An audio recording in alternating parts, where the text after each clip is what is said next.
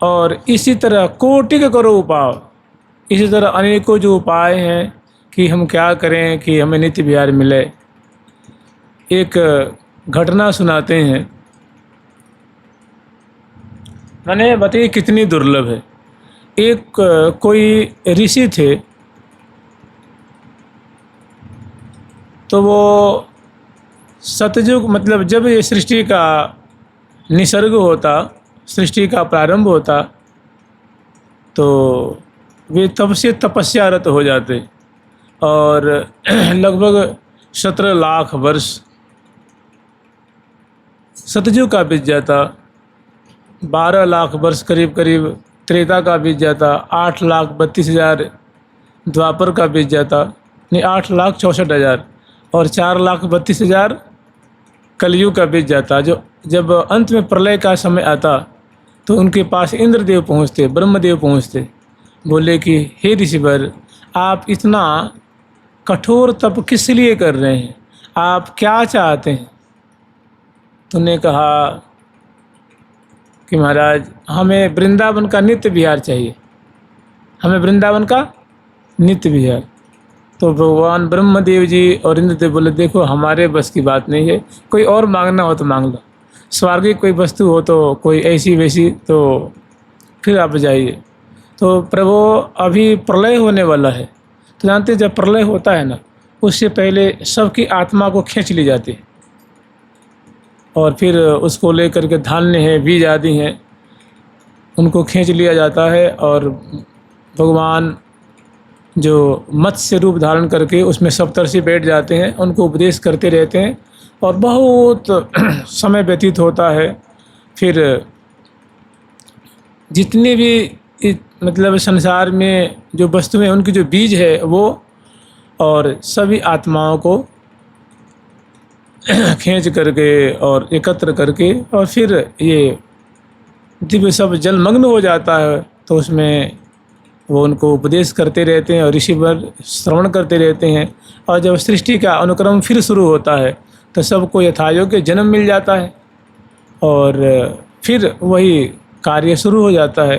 तो इसे अनेकों बार हुआ और सत्ययुग से शुरू करते, फिर त्रेता आता, द्वापर आता, कलयुग का अंत होने का आता, तो भगवान ब्रह्मदेव और इंद्रदेव वे पधारते कि प्रभु अभी सृष्टि का लय होने वाला है, आप काहे के लिए तपस्या कर रहे हैं, अगर हमारे योग्य कोई बात हो तो बताइए। तो उन्होंने कहा कि हमें श्री वृंदावन का नित्य विहार चाहिए, इसके लिए तपस्या कर रहे हैं। तो दोनों ने हाथ खड़ा कर दिया कि हमारे बस की बात नहीं है। फिर बहुत समय के बाद देवर्षि नारद जी पहुँचे, फिर उन्होंने उनका काम बनाया। तो कहने का मतलब ये बहुत हल्की चीज़ नहीं है जो कह रहे हैं कि कोटि तीर्थ नहाइए, कोटि करो उपाव, पैबो नाहिन विपिन सुख। विपिन सुख है मैंने वृंदावन का जो सहचरी वृंद प्रिया प्रीतम को निरंतर, जैसे अभी मान लो अब आने वाला है पावस ऋतु का समय आने वाला है, तो इसमें प्रिया प्रीतम को सहचरी वृंद सुंदर वर्षा की बूंदों में भिजाएंगी। वर्षा ऊपर से सुंदर छोटी छोटी नैनी नैनी बूंदें पड़ेंगी और उसमें प्रिया प्रीतम सुंदर श्रृंगार से सजे धजे हुए दिव्य कदम खंड में, जहाँ कदम की ही वृक्षों की बहुतायत है, दिव्य दिव्य बगीची है, मंडल है, मार्ग हैं और उस पर प्रिया प्रीतम को सुंदर सुंदर कारी कारी घटा, सुंदर सुंदर जो है दामिनी की दमकन, मोरा की क्योंकार और सुंदर हरियाली से युक्त वृंदावन की भूमि, मार्ग उपमार्ग, आकाश मंडल कभी क्षण भर में स्वच्छ निर्मल और कभी थोड़ी देर में चारों तरफ घन छा जाएगा, जिसे कि अपना हाथ ना दिखे, मैंने बहुत सघन घन छा जाते हैं।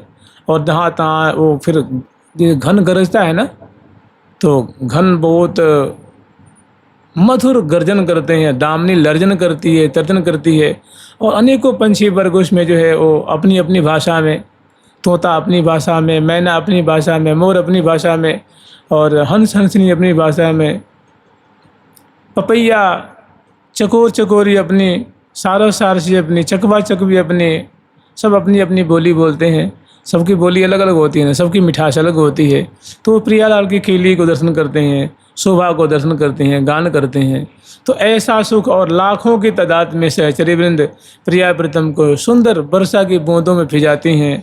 कब देखो इन नैना भीजता, देखो इन नैना भीजत, कब देखो, कब देखो इन नैना भीजता, देखो इन नैना भीजत, श्यामा जू की सुरंग चूनरी, श्यामा एरी हो श्यामा जू की एरी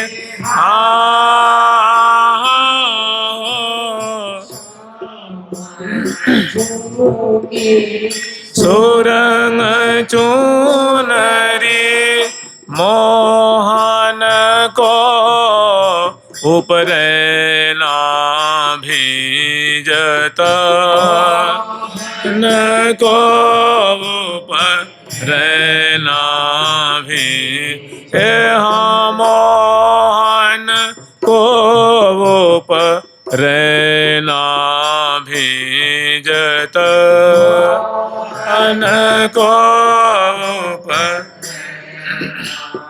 भीजत, कब देखो इन नैना भीजत, देखो इन नैना भीजत, जुगल किशोर रिहा हो, जुगल किशोर रे ओ जुगल किशोर कुंज तर ठाड़े, जुगल किशोर कुंज तर ठाड़े, जतन कियो कछु मैना भीजत, न कियो कछु मैना भीजत, जतन कियो कछु मैना भीजत, जतन कियो कछु मैना भीजत, उमगी घटा चौदिसी जय श्री भट, उमगी घटा रिहा हो, उमगी घटा रिहा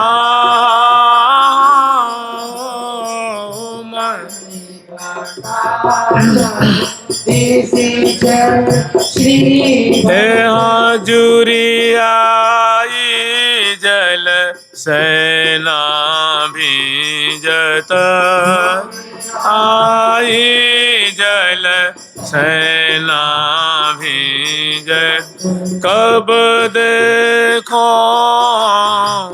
कब देखो, कब देखो इन नैना भीजत, देखो इन नैना भीजत, कब देखो इन नैना भीजत, देखो इन नैना भीजत।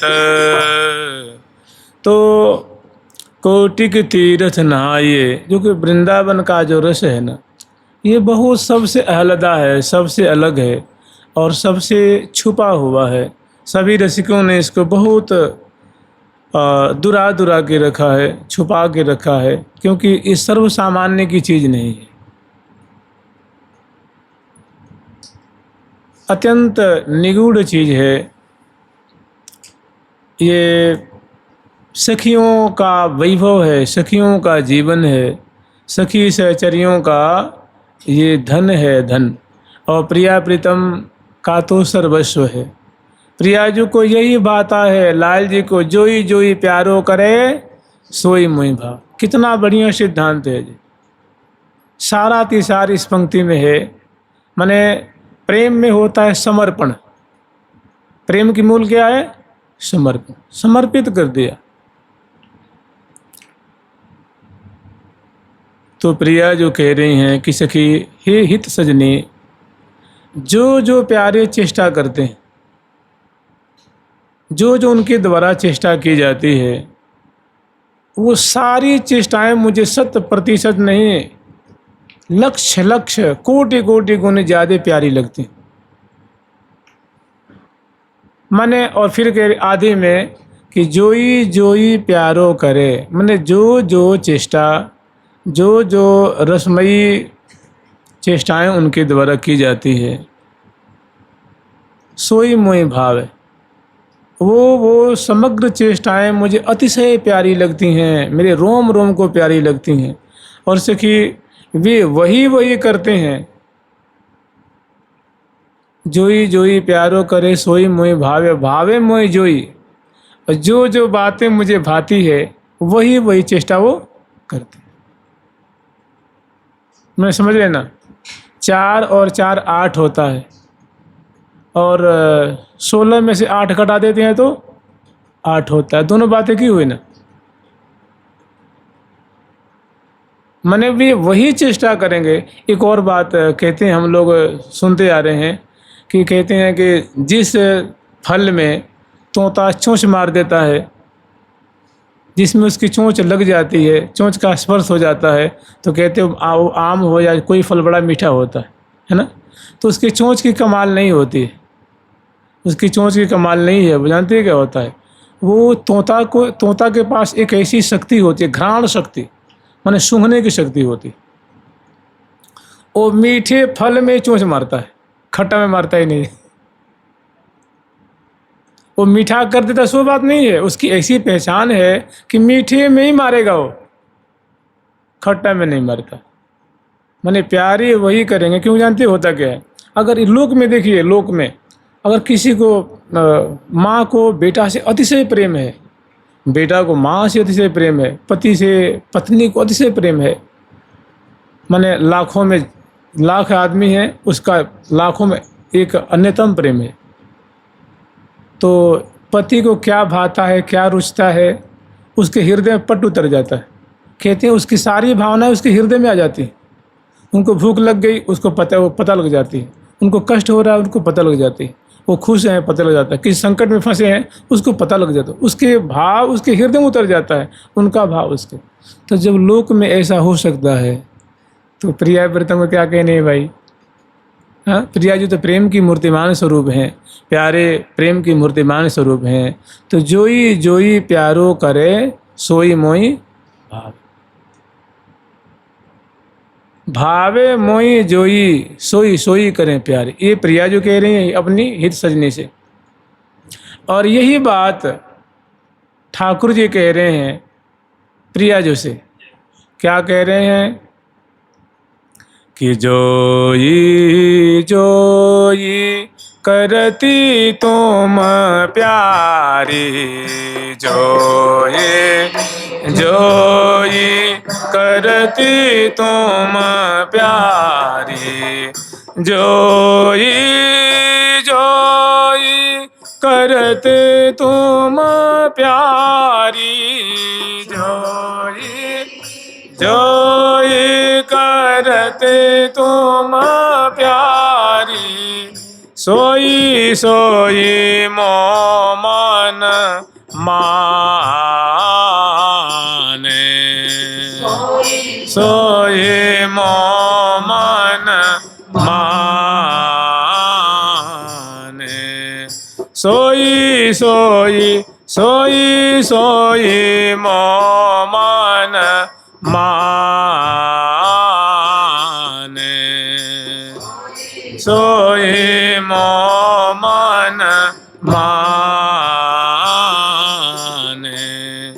अहो बिहारिणी सोह तिहारे, अहो बिहारिण सोह तिहारी।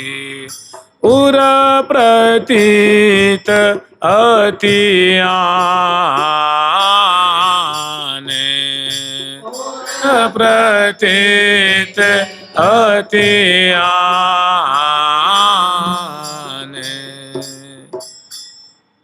लाल जी कह रहे हैं प्रिया जो से कि हे प्रिय, हे श्यामे, हे श्री राधे, जोई कर दे तुम प्यारी। कि हे प्रिया, जो आप की चेष्टाएं होती हैं, जो आपके हाव हैं, भाव हैं, हेला है, जो माधुर्य आपके अंग अंग से छलकता है, जो लालित्य की वर्षा होती है, वो सारी बातें मुझे बहुत प्यारी लगती हैं। जोई कर दे तुम प्यारी, सोई सोई मोह मन। वो बातें मेरे मन को बहुत रुचती हैं, बहुत भाती हैं। तो मन को रुचेगी तो आँखों को रुचेगी, नाक को रुचेगी, कान को रुचेगी, रोम रोम को रुचेगी। जो चीज़ मन को अच्छा लगता है ना, वो पूरे शरीर को अच्छा लगता है। और जो चीज़ मन को अच्छा नहीं लगता, वो किसी अंग को, रोम रोम को अच्छा नहीं लगता। क्योंकि इंद्रियों का राजा कौन है भाई? मन है। इंद्रियों का राजा है। इंद्रियाणाम मनश्चास्मि। तो ये जो पंक्ति है, इतनी प्यारी पंक्ति है, मैंने गागर में सागर है कि वृंदावन को चिंतवन, कि श्रीधाम वृंदावन का। देखिए, आपसे पूछा जाए कि भाई आपसे पूछा गया कि भाई आप क्या चाहते हैं, क्यों वृंदावन आते हैं, क्यों वृंदावन वास कर रहे हैं, तो आपका उत्तर होगा कि हम चाहते हैं ना कि जो प्रिया प्रीतम की सहचर्य में सेवा कर रही हैं, निरंतर लाड लड़ा रही हैं, हमारी हार्दिक इच्छा, यद्यपि हमारे में कोई सामर्थ्य तो नहीं है, ना कोई योग्यता दिख रही है, लेकिन पता न क्यों हमारा मन केवल उसी को मांगता है। यद्यपि हम असमर्थ हैं, अयोग्य हैं, फिर भी एक आशा रहती है कि हाँ मिल जाएगा, मिल जाएगा, मिल जाएगा। ये आशा टूटती ही नहीं है, ये उम्मीद हटती ही नहीं है। तो हमारे मन में है कि प्रिया प्रीतम की जो सहचर्य में सेवा कर रही हैं, उसमें हमारी नियुक्ति हो जाए, मैं सबसे पीछे रहूँगी, सबसे छोटी सेवा करूँगी, मुझे यही मिल जाए। हमारे जीवन का यही सबसे बड़ा प्राप्तव्य होगा, यही हमारी ज़िंदगी की सबसे बड़ी सफलता होगी, हमारी यही मांग है। ठीक है, तो साधु ने कहा, संत ने कहा, गुरु जी ने कहा, भाई इसके लिए तो कुछ साधना बताएंगे तो करेगा। बोलिए महाराज, बताइए ना। बिल्कुल करेंगे, जितना बन पाएगा करेंगे। तो क्या क्या करोगे? तो गुरुदेव ने बताया कि अमुक अमुक अमुक साधन। इसे मान लीजिए, इस चीज़ को हम प्राप्त करना चाहते हैं, कैसे प्राप्त करेंगे? कोई ना कोई जरिया, कोई ना कोई उपाय, कोई ना कोई साधना होगी ना। तो उसमें सर्वोत्तम साधना है उनकी लीला का चिंतन करना।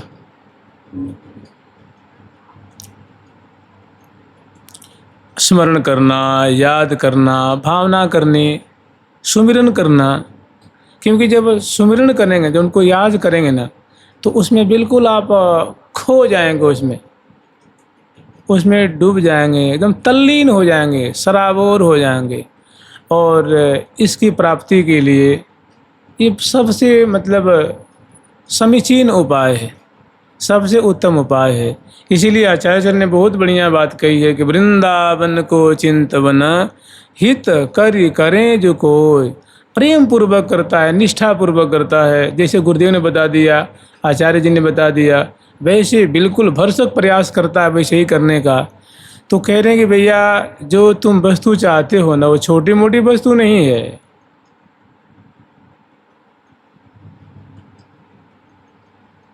बहुत उत्तम वस्तु है। उसके लिए बड़े बड़े महाभागवत ललायित रहते हैं, तपस्वी लोग ललायित रहते हैं, देवता ललायित रहते हैं, लेकिन उनको हस्तगत नहीं हो पाती है। तुम्हारी जो सोच, तुम्हारी चाहत तो बहुत ऊंची है। तो इसको अगर तुम दत्तचित हो करके ये साधना संपन्न करते हो तो हम तुम्हें भरोसा दिलाते हैं कि तुम्हें अवश्य ये वस्तु मिलेगी, तुम अवश्य उस रस को प्राप्त करोगे। तो इसमें सबसे बढ़िया है नाम तो जपना ही है भैया। नाम से कहाँ छुटकारा मिलने वाली है।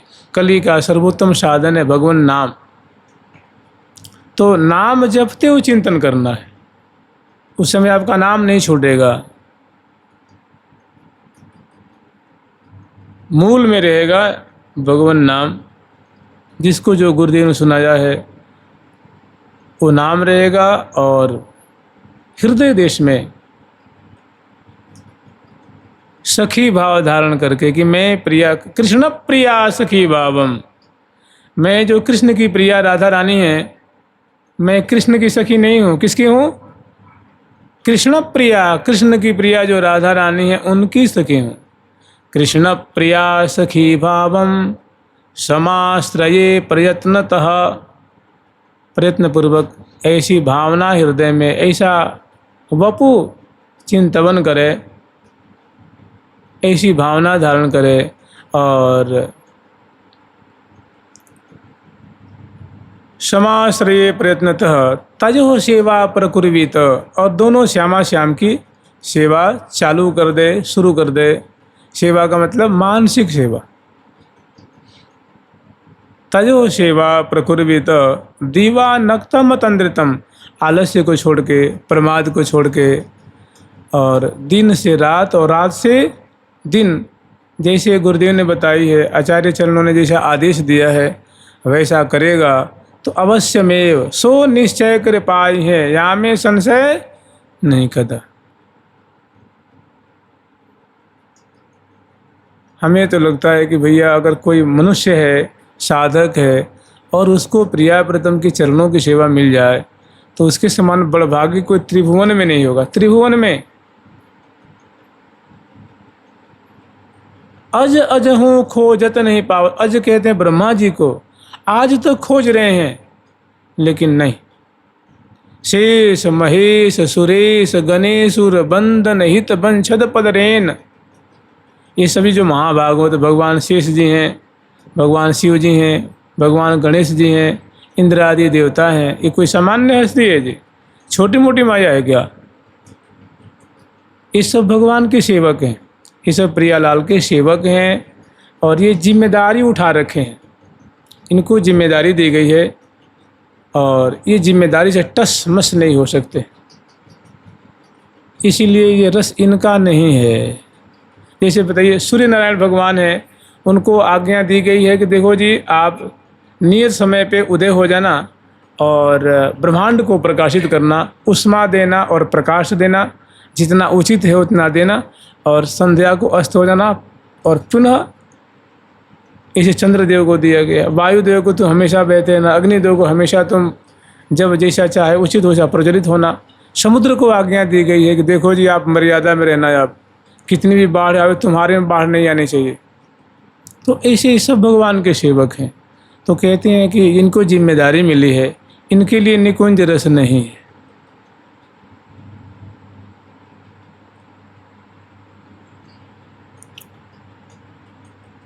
और प्रिया प्रीतम परम स्वतंत्र हैं। प्रिया प्राण प्रीतम की जीवन, प्रिया प्राण प्रीतम की जीवन, प्रीतम प्रिया प्राण आधार, सदा सनातन रहत स्वतंत्र। प्रिया प्रीतम स्वतंत्र हैं, प्रिया प्रीतम को कोई जिम्मेदारी नहीं, ना ब्रह्मांड संभालना है, ना सृष्टि करनी है, ना पालन करना है, और ना संहार करना है। परम स्वतंत्र, जो परम स्वतंत्र होगा वही तो प्रेम कर पाएगा ना, वही तो प्रेम का निर्वाह कर पाएगा। इसलिए प्रिया प्रीतम परम स्वतंत्र, सब झंझट से, सभी उपाधि से रहित, बस एक ही काम करते हैं वृंदावन में, कुंज बिहारी ने कुंज विहार बिहारें री। केवल कुंजों में विहार कर रहे हैं, क्रीड़ा कर रहे हैं, और इतने उन्मत्त रहते हैं, इतने बेसुध रहते हैं कि प्रियाजू की चुनरी सड़क के भूमि पे स्पर्श कर रही है, प्रिया जी को पता नहीं। प्यारे का रहना गिर गया, अलकावली खुल गई, पता नहीं। इतने प्रेम मग्न है, पाँव कहाँ पड़ रहा है।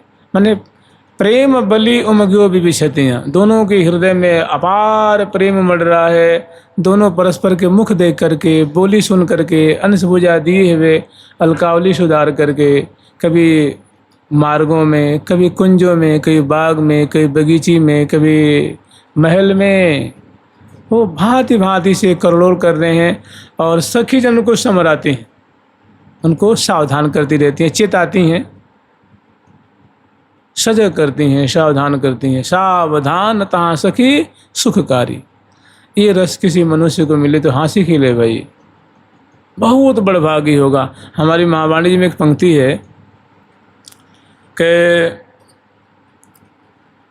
जिनके सर्वस्व जुगल किशोर, जिनके सर्वस्व, जिनकी आत्मा है, जिनके धन है, जिनके बेमन, ऐसा साधक, ऐसा भक्त, ऐसा वैष्णव, ऐसा शरणागत, जिन्होंने एकदम ठान ली है कि हमारे तो सब कुछ प्रिया प्रीतम ही है, तो ऐसा जो बड़भागी भक्त है, तिहि समान असको बड़भागी गण सबके सिरमौर। कह रहे भैया कि वैसी ठान ली है और वैसा ही आचरण करता है। भरसक खूब नाम जपता है, पाठ करता है, गुणों को श्रवण करता है, प्रिया प्रीतम की झांकी करता है हृदय में, जैसी गुरुजी ने बताई है, और उसी में मगन रहता है। और जो उसको कार्य सौंपा गया उसको जिम्मेदारी को भी निर्वाह करता है। तो कह रहे भैया कि उसके समान इस त्रिभुवन में 7 स्वर्ग ऊपर, 7 स्वर्ग नीचे, इस मतलब इसको कहते हैं 3 लोक 14 भुवन, उसके समान बड़भागी इन 3 लोक और 14 भुवन में कोई नहीं। जानते हैं, जब वो छलांग लगाएगा ना तो इनको पार करके जाएगा वृंदावन में, और जाके वहाँ यहाँ सखी भाव से सेवा कर ही रहा है। लेकिन यहाँ संतुष्टि नहीं होती, क्योंकि प्राकृतिक शरीर है, बुखार भी आ जाता है, भूख भी लगती है, कमर में दर्द भी हो जाता है, भांति भांति की भांति कुछ चिंताएं भी रहती हैं, जिम्मेदारी भी रहती है, तो उसका मन भरता नहीं है। और जहाँ बाण लागत ठिकाने पे, जहाँ शरीर छूटा उसको और बाण जाके लक्ष्य को भेदन करेगा, वो तो निहाल हो जाएगा। हिल मिल हुलसी ये हरखूँ वो निरखूँ श्री हरिप्रिया परेश। तो भाई ये तो परिणाम है ना। देखो, परिणाम सबको अच्छा लगता है, दूध पीना सबको अच्छा लगता है, लेकिन गाय पालना, चराने, उसको धोने, उसके मच्छर भगाने, ये सब सबको बुरा लगता है ना। माने कोई परिश्रम करने में राजी नहीं है। फल खाने को सबसे बढ़िया लगेगा, आम खाने को सबको बढ़िया लगता है, लेकिन आम के पौधा लगाओ, उसको बढ़ाओ, सींचो, गिलहरी से बचाओ, तोता से बचाओ, बरसा से बचाओ, गाय से बचाओ, भैंस से बचाओ। इसी मैंने कहने मतलब ये साधना है। और आम खाना क्या है? परिणाम है, फल है। तो हम लोग सुनते नीति विहार कितना सुखद है, कितना सर्वश्रेष्ठ है, लेकिन इतनी आसान भी नहीं भैया। ये भी कीमत मांगता है। क्या मांगता है जी? हाँ, कहते हैं कि संसार में बिना कष्ट के कुछ भी चीज़ नहीं मिलती है। पानी भी नहीं मिलता है, धूल भी नहीं मिलती है, राख भी नहीं मिलती है। तो प्रिया प्रीतम की नित्य विहार बिना कीमत कैसे मिल जाएगी भाई? वो भी तो कुछ कीमत ठहराई होगी ना अपने, कि हमारी कीमत क्या है? मन माधुर्य रस माहि समो में, माधुर्य रस माहि समो में, घरी पर पल वृथा न खोवे, पर पल वृथा न खोवे, मन माधुर्य रस माहि समो में, मन माधुर्य रस माहि समो में, गरी पहर पल वृथा न खोवे, पहर पल खोवे, या अनुक्रम करि जे अनुसरहि, या अनुक्रम करि जे अनुसरहि, सने सने जगते निरवरहि, सने जगते निरवरहि, परम धाम परिकरम दिवसहि, धाम परिकरम दिवसहि, श्री हरि प्रिया हितो संगलसहि, श्री हरि प्रिया हितो संगलसहि। तो मूल बात यही है कि नाम स्मरण करते हुए, नाम जप करते हुए और प्रिया प्रीतम की इनकेली लीला, कलोल, अष्टजाम की जो लीला है उनका स्मरण करना है, चिंतन करना है। इसी में अपनी बहादुरी दिखानी, इसी में अपनी कुशलता दिखानी है तत्परता पूर्वक। तो वृंदावन को चिंतवन हित करि करें जो कोई, प्रीति पूर्वक करता है, निष्ठा पूर्वक अपना मतलब रोम रोम मानो समर्पित कर रखा है, सर्वस्व मान करके, और हृदय में सखी भाव है कि मैं प्रिया जो की सखी हूँ। एकदम इसमें वो अटल है, तनिक भी मुड़ने वाला नहीं है, उसकी भावना बिल्कुल पक्की है। सो रस पावे सुलभ है, तो जो बहुत दुर्गम जो चीज़ है, जो बहुत दुर्लभ चीज़ है, उसको बड़ी सरलता से वो पा लेता है।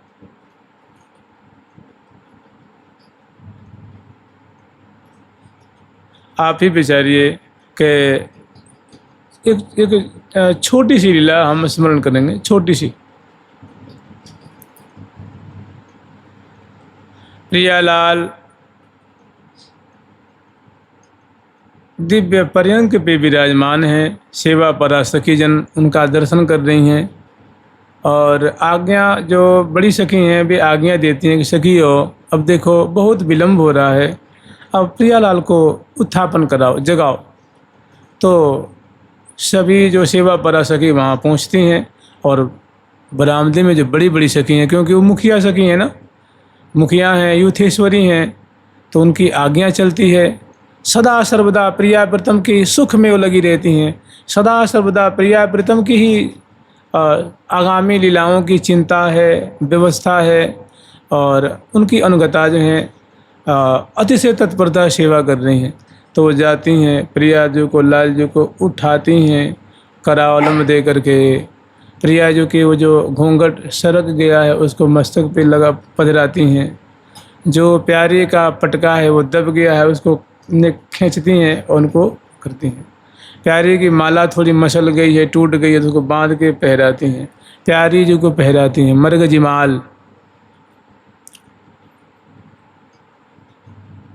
और प्रिया जो प्यारे की और प्यारी प्रिया जो की दोनों बड़ी ही मैंने अद्भुत रूप रसासव अचवत, दोनों एक दूसरे के रूप माधुरी को पी रहे हैं। शर्म भी आ रही है तो थोड़ी नज़र बचा बचा करके दोनों पान कर रहे हैं, और मुस्कुरा भी रहे हैं, हंस भी रहे हैं, स्नेह शर्म सी भी आ रही है। ये सारी भावनाएं ना मुखमंडल पे अंग अंग पे दिख रही हैं।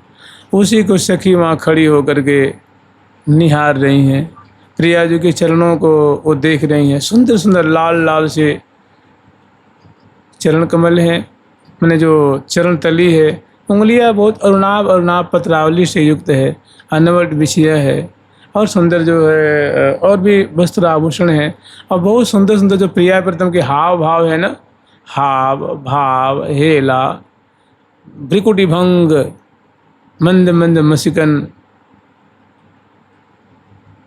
अधर बिंब की अरुणाई, कपोल फलक की माधुरी, और सुंदर जो अंश भुजा दिए हुए हैं। तो इसमें जो सेवा कर रही हैं साधक रूपी सखी इसमें हैं, वे भी वहाँ तत्परता से अपने गुरु रूपाली की आज्ञा को पालन करती हुई उनका सखी ने किया दर्पण दिखा तो झट दर्पण लेके प्रिया जी को लाल जी को दिखा रही हैं। प्रिया जी अपना उसमें मुख देख रही हैं, लाल जी मुख देख रहे हैं। और मुख देखते हैं जब एक चमक आती है ना, जो हृदय मुखमंडल पे भाव प्रकट होता है, जो खुशी प्रकट होती है, जो आनंद विशेष प्रकट होता है, उसको वो पान कर रही।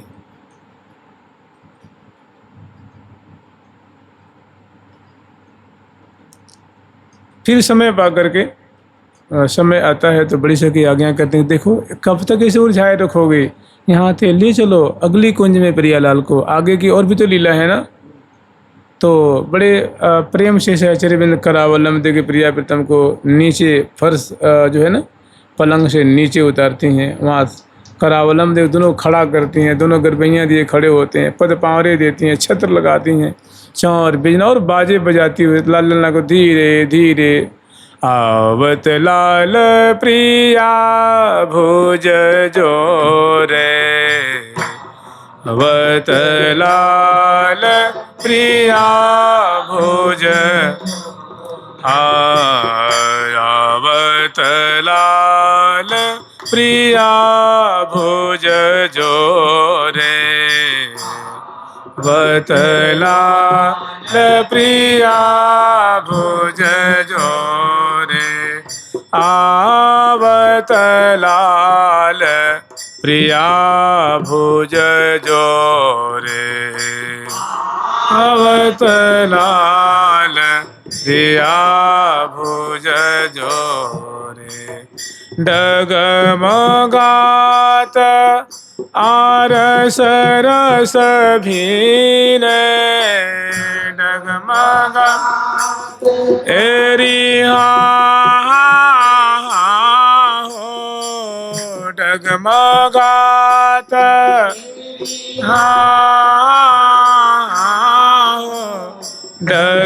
डगमगात आरस रस भीन, अति सुरंग नैनन की कोरे, सुरंग नैनन के कोरे, अति सुरंग नैनन के कोरे, सुरंगन नैनन के कोरे, चितवन सहज चारुवती चंचल, चितवन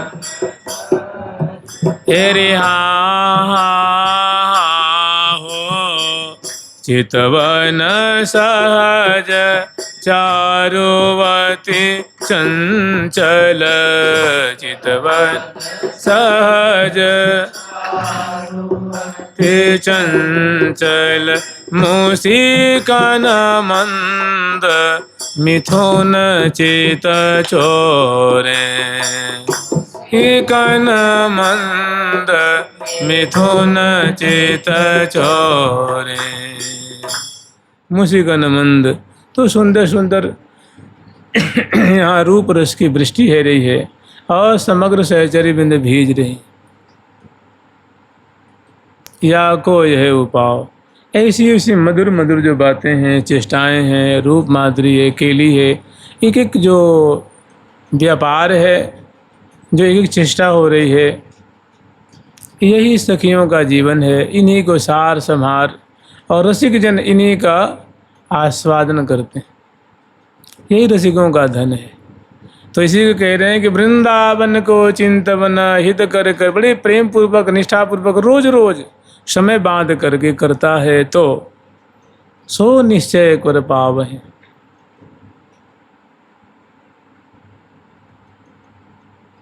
जो जग में दुर्लभ कहा जाता है, जो रस, जो स्थान, जो पद, जो सेवा सबसे कठिन कही जाती है, उच्चतमा कही जाती है, वो सहजता से वो प्राप्त कर लेगा। जानते हैं एक ऐसी घटना है, देखिए सारी वाणी ग्रंथों में तो बात कही गई, इसमें तो कोई बात है ही नहीं, लेकिन एक बार की बात है। श्री राधा बाबा महाराज और श्री भाई जी महाराज दोनों एक बार किसी ज़रूरी कार्य से श्री भाई जी महाराज की जो पैतृक भूमि थी, जो जन्मभूमि थी, वो रतनगढ़ थी। तो कभी कभी किसी विशेष कार्य से अपने गांव जाया करते थे रतनगढ़ में। तो राजस्थान में कहते हैं बहुत टिब्बे होते हैं, माने माटी के पर्वत होते हैं बड़े बड़े, पाषाण के भी होते हैं और कुछ हरियाली से युक्त होते हैं, और माटी के भी रज के बहुत बड़े बड़े टिब्बे होते हैं। तो उसको लोग डोंगर कहते हैं या टिब्बा कहते हैं। तो पहले ज़माने की बात है, जब इतना शहरीकरण नहीं था, तो लोटा लेकर के प्रायः सभी गांव से बाहर शौच करने जाया करते थे।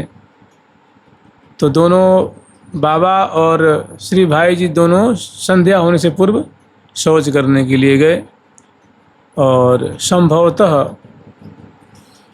पता न शौच से निवृत्त हो चुके थे या शौच किए ही नहीं, और टिब्बे पे बैठ गए। और भाई जी ने कि बाबा एक ब्रजभूमि कोई पद गाओ, ब्रज रस का कोई पद गाओ। और बाबा तो छेड़ दिए। संभवतः श्याम दृगन की चोट बुरीरी, श्याम दृगन की चौकी सखी प्रिया जो कह रही हैं, एक गोपी की बड़ी विचित्र दशा हो गई है। वो कह रही है हे श्याम सुंदर, हे श्याम सुंदर, और गली गली में डोल रही हैं। तो प्रिया जो छत से देख रही हैं तो पूछ रही हैं सखी ये कौन बावरी सी डोल रही है। तो ललिता जी कहती हैं कि प्रिया जो पूछो मत, ये श्याम सुंदर के नेत्र बाण से घायल हो गई है बेचारी, ये उनकी रूप माधुरी के जाल में आ गई है, उनकी रूप माधुरी इसने देख ली है, यही से इसकी ऐसी दशा है गई, ये बावरी है गई है। तो प्रिया जो कहती हैं कि वास्तव में सखी श्याम दृगन की चोट, कि प्यारे श्याम सुंदर की जो नैना है ना, वो जो नेत्र बाण है, वो जागू लग जाए तो बाकी यही दशा होती। मुँह घायल पे नौन पुरीरी, ऐसे बड़े सुंदर वो पद है। या चलो रे ब्रजराज मुख नहीं रखिए, क्या पद था? सखी जन अपने में गोपी जन बतरा रही हैं और कह रही हैं कि हे सखी वृंदो, चलो अब ब्रज के जो राजा हैं ना, जो प्यारे श्याम सुंदर हैं, अब वे निवृत्त हो गए होंगे, चलो उनके मिलजुल कर हम मुख नहीं रखेंगे, नेत्रों का लाभ लेंगे। ऐसा कोई पद था, उन्होंने गाया, और गाते ही सुन करके और भाई जी की बहुत विचित्र दशा हो गई। लोटा गया हाथ से गिर, और वो ठहरा के बैठ गए, और बैठे तो अश्रु पुलक, जैसे एक तरह की कहिए कि मूर्छा सी आ गई। अब संध्या होने वाली थी, गा तो दिए, फिर वो सोचे भाई इनको जगावे कि मतलब इनको मूर्छा से प्रकृतिस्थ कैसे करें। अब जो उन्होंने पद गाया था उसका स्वरूप उनके सामने प्रकट हो गया, उसी में वो प्रवेश कर गए, और ये प्राकृतिक शरीर झेल नहीं पाया। बहुत मैंने घंटों निकल गया। अब धीरे धीरे रात्रि होने लगी। अब सोचे भैया कौन को बुलावें, कौन को ले आवें, कौन को कहीं को उठा के ले चलो, इनको छोड़ के जावें कैसे। फिर संजोग से 2 घंटा 2.5 घंटे के बाद कुछ चेतना आई, और फिर उन्हें करावलम दे के बैठाया और कांपते कांपते अपने को संभाला। फिर कहा कि बाबा, वास्तव में जो ब्रजमंडल के जो रसिक जन हैं, उन्होंने जो पद रचना की है ना, वास्तव में कोई निष्ठा से प्रेम पूर्वक उसको गावे, चिंतन करे और गान करे, श्रवण करे, तो उसमें इतने नाम गिनाए थे। वो साधु हो, सन्यासी हो, ब्रह्मचारी हो, गृहस्थ हो, चाहे बड़े जिम्मेदारी वाला हो, कोई अधिकारी हो, ऑफिसर हो, लंगड़ा हो, लूला हो, दुराचारी हो, पापात्मा हो, माने कैसा भी हो, बेविचारी हो, ये हो, ऐसा हो, वैसा हो, वैसा हो, वैसा हो, कम से कम 20 नाम गिनाए होंगे। शूद्र हो, वैश्य हो, ब्राह्मण हो, क्षत्रिय हो, चाहे इस वर्ण से भ्रंश हो गया हो, अगर इसमें उसकी निष्ठा है, गाता है, स्मरण करता है, तो बाबा ये ऐसे पद हैं ना कि बिल्कुल निकुंज दर्शन करा देंगे। इनमें इतनी क्षमता है कि किसी के गुण और धर्म को नहीं देखते हैं, उसको सराबोर कर देते हैं, उठा के ले जाके अमृत के समुद्र में डाल देते हैं। तो समझ रहे हैं, माने ये क्योंकि ये जो पद पदावली है ना, हमने और आपने और उन्होंने जोड़ गांठ के नहीं बनाया है कि चलो इस छंद में इसको बांधते हैं, ये शब्द यहाँ नहीं फबरा, ये शब्द रख देते हैं। और एक पद को 2 दिन में बनाया हो, 2 घंटे में बनाया हो, 4 घंटे में बनाया हो, सो बात नहीं, बनाया नहीं है, ये बन गया है, बने बनाया आया हुआ है वो जी। क्योंकि जिन जिन ने ये ग्रंथ आदि जो लिखे हैं वो प्रिया जी की सखी हैं, बड़े बड़े महानुभाव हैं। तो सखीन को कहा जोड़ गांठ न करने भैया, वो तो परम वैदुष्य से प्रिया प्रीतम की परम कृपा भाजन है। तो ये जो पद पदावली है ना, ये जानते हैं क्या, निकुंज का मंत्र है, मंत्र है। और मंत्र भी नहीं कहेंगे, मंत्र को भी मानो मंथन किया गया, जैसे दधी को मंथन करते तो मक्खन निकलता है ना, ऐसे ही समग्र शास्त्रों को मंथन करके ये दिव्य नवनीत निकाला गया है। मंत्र को मंथन करके, मंत्र तो सार है, हमारे महावाणी जी वर्णन किए हैं कि पंचरत्न ये द्वि महाकाढ़े शोध पयोध, कि जो पंचरत्नात्मक जो ये महावाणी जी हैं, इसमें जो सेवा सुख है, उत्साह सुख है, सूरज सुख है, सहज सुख है, सिद्धांत सुख है, ये जो इस परंपरा का जो मंत्र है, उस मंत्र को मंथन किया गया। तो मंथन किया गया तो सार वस्तु क्या निकली, नित्य विहार निकला, नित्य विहार। तो माने बड़ी उत्तम वस्तु है। तो पुराने महात्माओं ने, संतों आचार्यों ने तो कही है, अभी 60 साल पहले की बात होगी, 70 साल पहले की बात होगी, भाई जी ने प्रमाणित कर दिया कि बाबा इन पदों को कोई गान करे, स्मरण करे तो पिछला उसका रिकॉर्ड कैसा रहा है, वो कितना बदमाश रहा है, क्या रहा है, कैसे रहा है, ये वस्तु नहीं देखती है। उसको सीधे ब्रज वृंदावन के निकुंज में ले जाके पटक देती, वहाँ की वस्तु को दर्शन कराती है। माने वैसा रस प्राप्त कराने की इसमें अपूर्व क्षमता है। वही बात आचार्य चरण कह रहे हैं कि वृंदावन को चिंतवन हित कर करे जुको, सोरस पावे सुलभहि जो जग दुर्लभ हो। और फिर आगे बहुत चेतावनी भी दे रहे हैं, क्योंकि आगे थोड़ी डराने वाली चीज़ है, समझ रहे हैं ना। अगर सुनेंगे तो भाई डर जाएंगे, हतोत्साहित हो जाएंगे। कह रहे हैं चलो सुन ही लो, कोई बात नहीं। जुगल सरकार की लाडली लाल की कह रहे, जिन भूले मूर्ख महा, जैसे आचार्य चरण है ना, तो मिठाई भी खिलाते हैं और बीच में कभी कोई डंडा भी मारते हैं कि भाई मिठाई खा करके मगन मत हो जा, आगे बढ़, मतलब यहाँ ठहरे मत, रुके मत, अब मतलब पेड़ मत गिनने लग जा, आगे बढ़, ये जगत बाटिका है, ये जगन नाटक वैभव है। तो कह रहे हैं जिन भूले मूर्ख महा, फूलो लखी संसार, झूले 84 में बूढ़े काली धार। कि भैया 2 बात है, इधर में रस परोस दिया है और इधर कुछ जिम्मेदारी भी दे रखी है। तो जिम्मेदारी में इतना इंडल्ज मत हो जाए, इतना मत घुस जाए, इतना मत प्रवेश कर जा कि ये वस्तु यहाँ से निकल जाए। जिन भूले माने सुंदर पारिवारिक सौंदर्य को, सगे संबंधियों का जो सौंदर्य है, आत्मीयता है, वो जो मिठास है उसमें।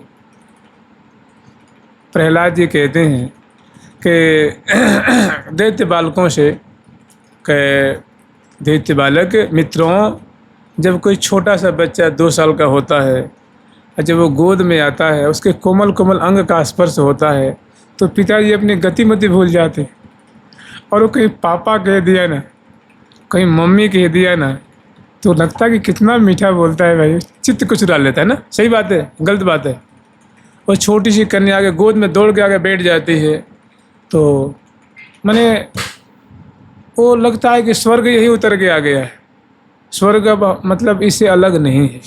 तो कह रहे हैं ऐसे माने जो जग वाटिका फूल रही है, फल रही है, और बहुत सारे जो कितने माने निकट के संबंध होते हैं, कितना मतलब मान सम्मान जो संसार में मिलता है, मानो कोई ऊंचे पद पे है तो कैसे जब निकलता है तो उसको लोग प्रणाम प्रणाम प्रणाम, उसके जहाँ तहाँ देखो तो पोस्टर छपी रहती हैं, उसकी गली गली में चर्चा होती रहती है। तो ये मीठी बातें क्या है जी, रस्सी है, क्या करती हैं, बांध लेती हैं। तो कह रहे हैं कि जिन भूले मूर्ख महा, तू अपने को बहुत चतुर बनता है लेकिन मेरी निगाह में तो महामूर्ख है। ये जगन वाटिका, जग वाटिका को देख के फूले मत, इछलावे मत, इतरावे मत। जिन भूले मूर्ख महा, फूलो लखी संसार, झूले 84 में बूढ़े काली धार। थोड़ी भी धोखा खाएगा, थोड़ी भी इसमें आसक्ति करेगा, ममत्व तो करेगा ना, तो सीधे बहुत नीचे चला जाएगा। झूले 84 में। आप ही लोग बताइए कि राजा जो भरत जी थे, जिनके नाम से अपने देश का नाम क्या पड़ा जी, भारत, उनमें कोई कसर थी क्या? एक छोटी सी हरिण को लेकर के बस अब उनका उद्धार ही होने वाला था। बस समय आता, शरीर गिर जाता, मोक्ष कामी तो मोक्ष मिलता, भगवत दास तो भगवत दास की सेवा मिल जाती। लेकिन थोड़ी सी में 3 जन्मों का कारण बन गया। अजामिल जी कम थे क्या जी? भाई अग्निहोत्री ब्राह्मण थे, वेद पाठी थे, माता पिता के गुरुजनों की सेवा करने वाले थे और प्रखर वैदुष्य था उनमें। थोड़ी सी में क्या कर दिया, अर्धनग्न वेश्या को देख लिया। फूल लेने गए थे, समुद्र लेने गए थे।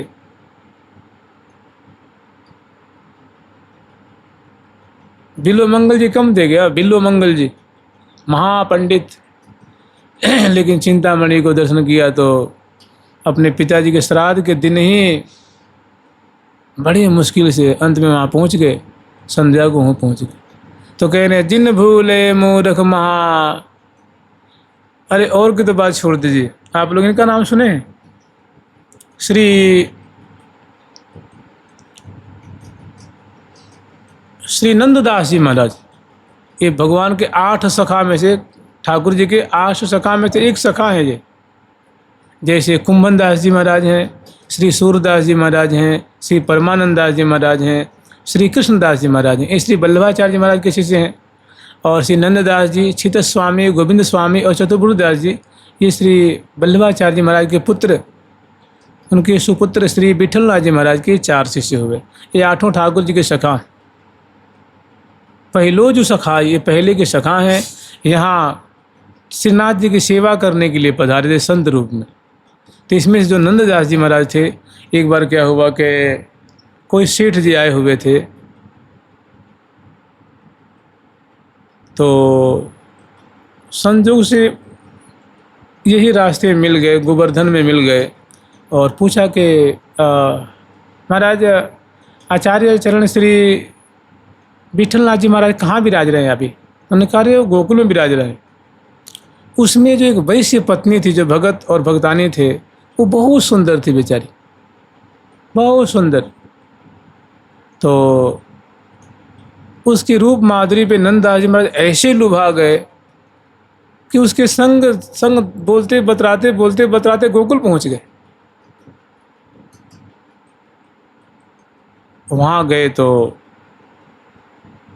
आचार्य जी का दर्शन किया और फिर सारा जो जालो छिन्न भिन्न हो गया। कहने का मतलब ये जगत वाटिका बहुत सुंदर है, बहुत प्यारी लगती है और बहुत बड़े बड़े को रोक लेती है बीच में। तो कह रहे हैं कि भूले जिन भूले मूर्ख महा, फूलो लकी संसार। मैंने अभी हम लोग चर्चा की ना कि भाई देखो जी, इतनी दुर्लभ वस्तु है ये, अत्यंत दुर्लभ वस्तु है, लेकिन वो ऐसे ऐसे आचार्य अनुमोदित साधना को करने से वो तुम्हें सहज मिल जाएगी। तो पहले फल दिखा दिया और फिर कुछ कांटे भी वर्णन कर रहे हैं रास्ते के कि देखो भैया इतनी आसान भी नहीं है, इसमें बड़ी सावधानी से चलना, मन को मार के चलना, तब तो निर्वाह हो पाएगा। और नहीं तो किनारे किनारे बहुत खाई भी है, खूब बढ़िया फूल के रास्ता भी है और किनारे हाँ, सुंदर सुंदर वो मंदिर कि वो उत्तराखंड की खाई है। जिन भूले मूर्ख महा, भूल्यो लगी संसार, झूले 84 माही और बूढ़े काली धार। उसी धारा में फिर आगे फिर एक कह रहे हैं, बहुत बढ़िया बात कही है कि डरे मत, इतना डरने की भी आवश्यकता नहीं है। हतोत्साहित मत हो जाए भाई कि तुझे मैंने खाई दिखा दी तो डरे मत। फिर कह रहे हैं, सुनो, बहुत बढ़िया बात कही है। श्री राधा बरलाल बिनो, श्री राधा बरलाल बिनो, तेरो को नाही। श्री राधा बरलाल बिनो, तेरो को नाही। यह बातें जिय समझ के, बस वृंदावन माही। कि भैया तू ये निश्चित कर ले, रियलिटी यही है, सच्चाई यही है, क्या करेगा कि श्री राधा बरलाल बिनु, मैंने राधा और कृष्ण बिना, श्यामा श्याम बिना, सच पूछ दो तेरा कोई है नहीं। श्री राधा बरलाल बिनु तेरू को नाही। यह बातें ये समझ के, इसको विवेक से, सद्बुद्धि से इसको निर्णय करके और विवेक से इसको स्वीकार कर ले, आत्मा से स्वीकार कर ले कि हमारे तो बस प्रिया प्रीतम ही है, श्यामा श्याम ही है, और जो जिम्मेदारी है उसको सावधानी पूर्वक निर्वाह कर और निकल जा। श्री राधा बरलाल बिनु तेरो को नाही। यह बातें ये समझ के बस वृंदावन माँ, वृंदावन में डेरा डाल दे और फिर प्रिया प्रीतम की सुंदर सुंदर झांकी कर। और नहीं बन पाता है तो जहाँ है वहीं से प्रिया प्रीतम का चिंतन कर, नाम ले। एक समय आएगा सब आल जाल कट जाएंगे और तू सीधा वृंदावन का आश्रय तुझे मिल जाएगा, तू निहाल हो जाएगा। बहुत सुंदर सुंदर बातें कही हैं। तो पूछा कि महाराज वृंदावन में बसेंगे तो मुझे क्या क्या फ़ायदा होगा। तो कह रहे हैं भाई और फ़ायदा तो बहुत है, प्रकट में कुछ फ़ायदा तुझे मैं गिना रहा हूँ। वृंदावन के बसन में बड़ो लाभ तो ये है, वृंदावन के बसन में बड़ो लाभ तो ये है। श्री जमुना जल पीजबो, तन उड़ लागे खे। सबसे बड़ी बात तो है कि जमुना जल पीने को मिल जाएगा और तू नहीं चाहेगा, रोज़ साबुन से धोएगा ना, फिर भी रज तुम्हें जरूर तुम्हारा पीछा नहीं छोड़ेगी वो, है ना। रोज़ नहाओगे फिर भी रज लग जाएगी, उड़ उड़ के लग जाएगी। खूब झटकारोगे इसको, अरे रज लग गई, फिर भी लग जाएगी वो, और तुम्हें धीरे धीरे अपने में लपेट लेगी। और जमुना जल कहीं से खोदोगे तो जमुना कुआं से पियोगे, चाहे बोरिंग से पियोगे, वो पानी कहाँ से आ रहा है जी? जमुना जी का तल है। वैसे बाह्य रूप में देखो तो थोड़ा वो जमुना जल दूषित दिखता है, लेकिन जमुना का ये तल है। श्री जमुना जल पीजबो, तन उड़ लागे खे। स्वाभाविक रूप से तुम्हें जमुना जल पीने को मिलेगा, और जमुना जल पिएगा तो स्वाभाविक जमुना जी का जो जल है ना, अमृत तोया है, वो पियोगे तो स्वाभाविक धीरे धीरे धीरे धीरे धीरे धीरे और वृंदावन से प्रेम होने लग जाएगा, प्रिया प्रीतम से प्रेम होने लग जाएगा, नाम में रुचि होने लग जाएगी, लीला में रुचि होने लग जाएगी, ये वृंदावन प्यारे लगने लग जाएंगे। क्योंकि ये जमुना जी हैं वो प्रिया प्रीतम को देने वाली हैं, वो घुमा फिरा के तुम्हें घसीट के लेके वहीं जाएंगे। यहाँ का कुछ भी सेवन करेंगे आप, बिहारी जी का प्रसाद पाओ, राधा वल्लभ जी का प्रसाद पाओ, तुलसी ले लो, उनकी चरणामृत ले लो, धीरे धीरे धीरे धीरे धीरे धीरे तुम्हें वो खींच के वहीं ले जाएगी। यहाँ की रज ले लो, यहाँ के पेड़ ले लो, पौधे ले लो, यहाँ के पंडा ले लो, पुजारी ले लो, साधु ले लो, महात्मा ले लो, कोई तुम्हें खींच खाँच के वहीं लेके जाएंगे, घुमा फिरा करके वहीं ले जाएंगे। तो कह रहे हैं श्री वृंदावन